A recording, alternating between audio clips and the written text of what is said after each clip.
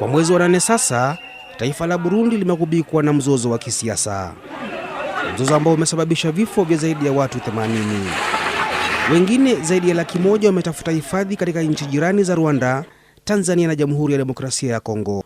Kutokana na hali hii, mbunge wa Ndhiwa Agostino Neto amesema kuwa atawasilisha mswada bungeni ili kuwezesha jeshi la Kenya yani KDF kutumwa Burundi ili kukomesha mauaji yanayosababishwa na mshike huu. As African leaders must do everything else, and we are hoping that in the next week, after Parliament has finished with the mess of passing the cabinet secretary list, we can actually be discussing a troop deployment to Burundi. And I really think that that is the very best that Kenya can do to Burundi as a part of the Eastern African region. We want to seek a solution, and we will be engaging with the leadership, as I've said, the very top leadership across the, starting with our own president here.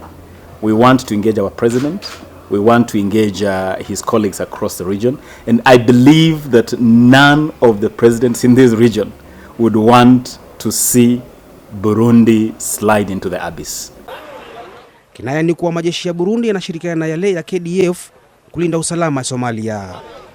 Kwa mujibu wa Neto, mataifa wanachama wa Umoja wa Afrika Mashariki yanafaa kutuma majeshi yao kama juhudi za kutatua mzozo huo. There's a responsibility to protect, which is an international principle, but I really think that the factors in Burundi right now, as you speak, everything else is possible. An intervention in Burundi is called for, and I think the East African Community presidents need to have an urgent summit to agree that at least forces need to be deployed in Burundi, so that at least the deaths of women and children should not occur.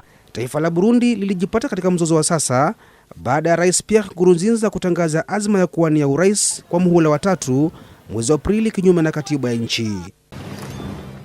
Rais huyu alitoa usukani wa urais mwaka wa 2005 baada ya kuteuliwa na bunge la taifa hilo.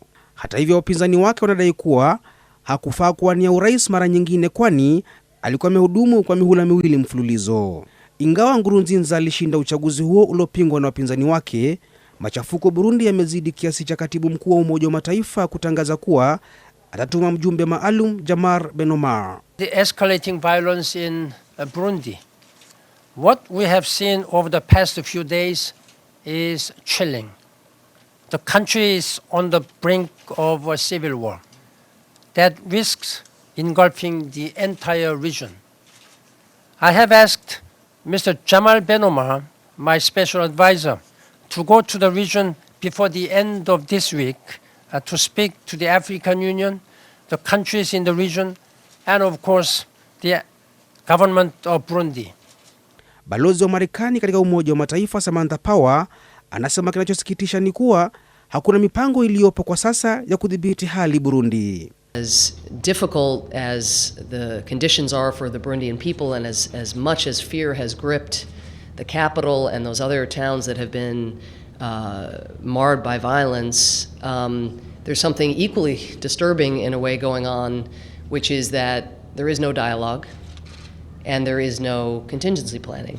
We are in contact with the African Union and the African Union leadership to facilitate the intra-Burundi dialogue led by the region itself, and we have also prepared some financial support to facilitate this dialogue so that it can start immediately. It is urgent that it starts immediately because we have to stop the violence. Kulingana na ripoti ya uchunguzi wa Umoja wa Afrika, kuna hofu vita vya wenyewe kwa wenyewe kuzuka upya katika nchi hiyo iwapo mzozo huu hautosuluhishwa sasa.